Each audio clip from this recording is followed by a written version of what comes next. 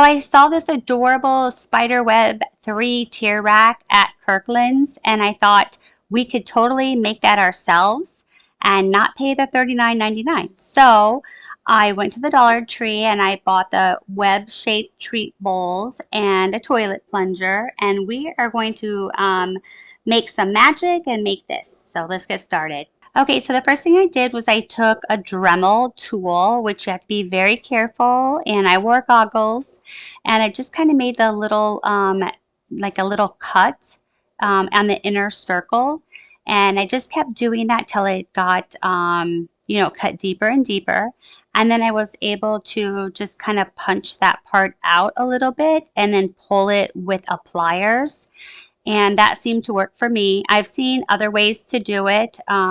So just be creative on how you want to do it, but that's how I did it. And see here, I just went ahead and just kind of pulled it out. And you just want to make sure that the hole is big enough to go over the toilet plunger wooden doll.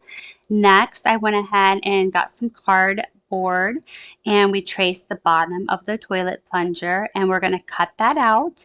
And we're doing that because we're going to add rocks underneath the toilet plunger and then put the cutout on top of it, and that'll make the toilet plunger sturdy so it doesn't fall over. Next, I spray painted over the toilet plunger and the wood doll. Once it was dry, I connected the wood doll back into the plunger. Then you'll go ahead and apply one of the first candy dishes, and you'll apply glue around the border on the inside to kind of help it stay put.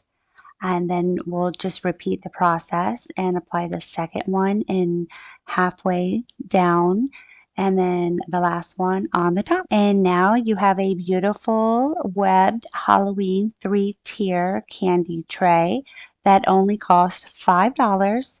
And that was for the 3 tiers and the toilet plunger, and then I had the spray paint at home.